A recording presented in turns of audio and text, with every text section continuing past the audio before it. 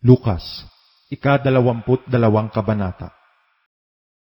Malapit na nga ang pista ng mga tinapay na walang lebadura na tinatawag na Paskwa, at pinagsisikapan ng mga pangulong saserdote at ng mga eskriba kung paanong kanilang maipapapatay siya, sapagkat nangatatakot sila sa bayan. At pumasok si Satanas kay Judas na tinatawag na Iscariote na kabilang sa 12. At siya'y umalis at nakipag-usap sa mga pangulong saserdote at mga punong kawal kung paanong maibibigay niya siya sa kanila. At sila'y nangagalak at pinagkasundo ang bigyan siya ng salapi. At pumayag siya at humanap ng ukol na panahon upang kanyang maibigay siya sa kanila, nang hindi kaharap ang karamihan. At dumating ang araw ng mga tinapay na walang lebadura na noon ay kinakailangang ihain ang Paskwa. At sinugo niya si Pedro at si Juan na sinasabi, "Magsihayo kayo at magsipaghanda kayo ng kordero ng Paskwa para sa atin, upang tayo'y magsikain." At kanilang sinabi sa kanya, "Saan mo ibig na aming ihanda?"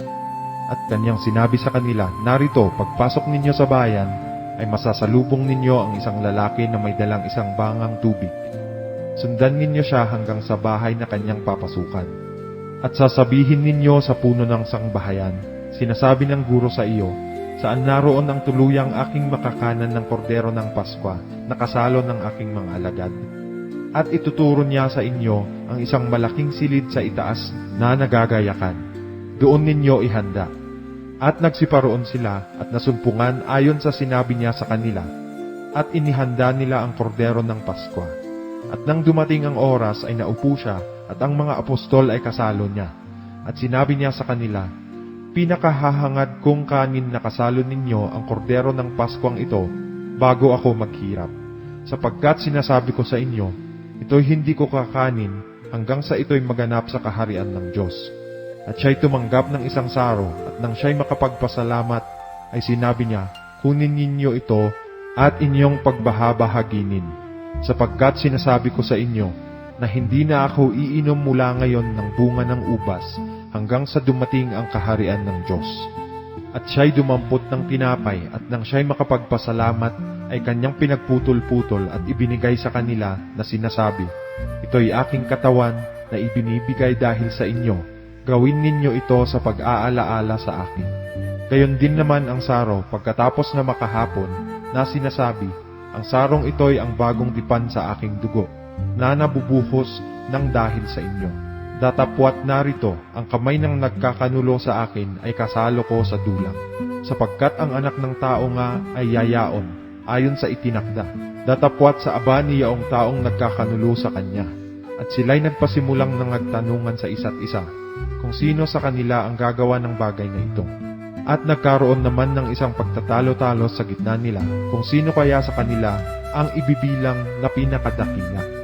At kanyang sinabi sa kanila, ang mga hari ng mga hentil ay napapanginoon sa kanila, at ang mga may kapamahalaan sa kanila ay tinatawag na mga tagapagpala. Datapwat sa inyo'y hindi gayon, kundi bagkos ang lalong dakila sa inyo ay maging tulad sa lalong bata, at ang nangungulo ay maging gaya ng naglilingkod. Sapagkat alin ang lalong dakila, ang nakaupo baga sa dulang o ang naglilingkod? Hindi baga ang nakaupo sa dulang? Datapwat ako'y nasa gitna ninyo na gaya ni yaong naglilingkod. Datapwat kayo ay yaong nagsipanatili sa akin sa mga pagtukso sa akin. At kayo'y inihahalal kong isang kaharian na gaya nga ng pagkahalal sa akin ng aking Ama, upang kayo'y magsikain at magsiinom sa aking dulang sa kaharian ko, at kayo'y magsisiupo sa mga luklukan, na inyong huhukuman ang 12 angkan ni Israel.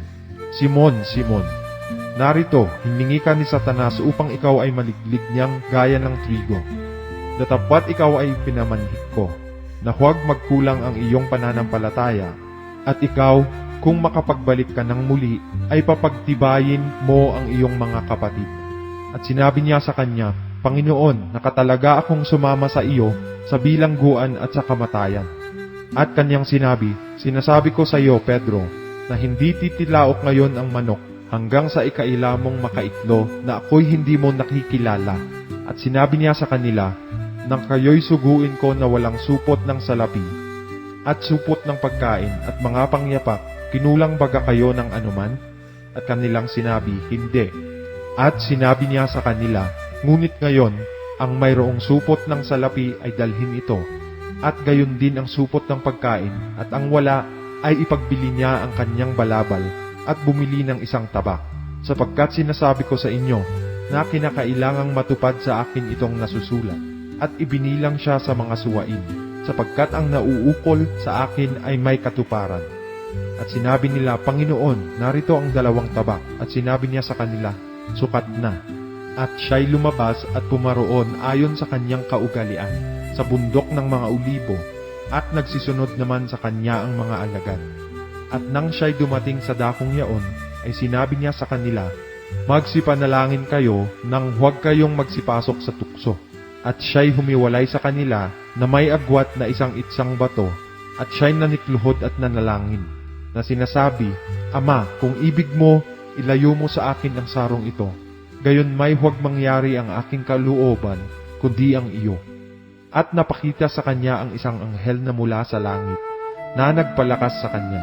At nang siya'y nang lulumo, ay nanalangin siya ng lalong maningas, at ang kanyang pawis ay naging gaya ng malalaking patak ng dugo na nagsisitulo sa lupa. At nang magtindig siya sa kanyang pananalangin, ay lumapit siya sa mga alagad, at naratnan silang nangatutulog dahil sa hapis. At sinabi sa kanila, bakit kayo nangatutulog? Mangagbangon kayo at magsipanalangin, upang huwag kayong magsipasok sa tukso. Samantalang nagsasalita pa siya, narito ang isang karamihan. At siyang tinatawag na Judas na isa sa 12 ay nangunguna sa kanila, at siya'y lumapit kay Jesus upang ito'y hagkan. Datapwat sinabi ni Jesus sa kanya, Judas, sa isang halikbaga ay ipinagkakanulo mo ang anak ng tao? At nang makita ng mga kasama niya ang mangyayari, ay kanilang sinabi, Panginoon, magsisipanaga-baga kami ng tabak? At tinaga ng isa sa kanila ang alipin ng dakilang saserdote, at tinigpas ang kanang tainga niya. Datapwat sumagot si Jesus na nagsabi, pabayaan ninyo sila hanggang dito. At hinipo niya ang tainga ng alipin at ito'y pinagaling. At sinabi ni Jesus sa mga pangulong saserdote at sa mga punong kawal sa templo at sa mga matanda na nagsidating laban sa kanya, kayo'y nagsilabas na tila laban sa isang tulisan na may mga tabak at mga panghampas.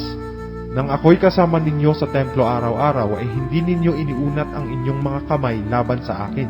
Datapwat ito ang inyong oras at ang kapangyarihan ng kadiliman. At kanilang dinakip siya at dinala siya at ipinasok siya sa bahay ng pangulong saserdote. Datapwat sa malayo'y sumusunod si Pedro. At nang makapagdikit nga sila ng apoy sa gitna ng looban at mga kaupong magkakasama, si Pedro ay nakiumpok sa gitna nila. At isang alilang babae na nakakakita sa kanya samantalang siya'y nakaupo sa liwanag ng apoy, ay tinitigan siya at sinabi, ang taong ito ay kasama rin niya.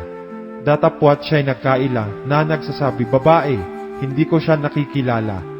At pagkaraan ng isang sandali, ay nakita siya ng iba at sinabi, ikaw man ay isa sa kanila. Datapwat sinabi ni Pedro, lalaki, ako'y hindi. At nang makaraan ang may isang oras, ay pinatotohanan ng iba pa na nagsasabi, sa katotohanan ang taong ito ay kasama rin niya, sapagkat siya'y Galileo. Datapwat sinabi ni Pedro, lalaki, hindi ko nalalaman ang sinasabi mo. At pagdaka, samantalang siya'y nagsasalita pa, ay tumilaok ang manok, at lumingon ang Panginoon at tinitigan si Pedro, at naalaala ni Pedro ang salita ng Panginoon, kung paanong sinabi niya sa kanya, bago tumilaok ang manok ngayon, ay ikakaila mo akong makaitlo. At siya'y lumabas at nanangis ng kapait-paitan. At nililibak si Jesus, at siya'y sinasaktan ng mga taong nangagbabantay. At siya'y piniringan nila at tinatanong siya na sinasabi, hulaan mo, sino ang sa iyo'y humampas? At sinabi nila ang ibang maraming bagay laban sa kanya na siya'y inaalimura. At nang araw na, ay nagkatipon ang kapulungan ng matatanda sa bayan, ang mga pangulong saserdote, at gayon din ang mga iskriba, at dinala siya sa kanilang Sanhedrin na sinasabi, kung ikaw ang Kristo, ay sabihin mo sa amin. Datapwat sinabi niya sa kanila, kung sabihin ko sa inyo, ay hindi ninyo ako paniniwalaan. At kung kayo'y aking tanungin, ay hindi kayo magsisisagot. Datapwat magmula ngayon ang anak ng tao ay mauupo sa kanan ng kapangyarihan ng Diyos. At sinabi nilang lahat, Kung gayoy, ikaw baga ang anak ng Diyos? At sinabi niya sa kanila, kayo ang nangagsasabi na ako nga. At sinabi nila, ano pa ang kailangan natin ng patotoo? Sapagkat tayo rin ang nangakarinig sa kanyang sariling bibig.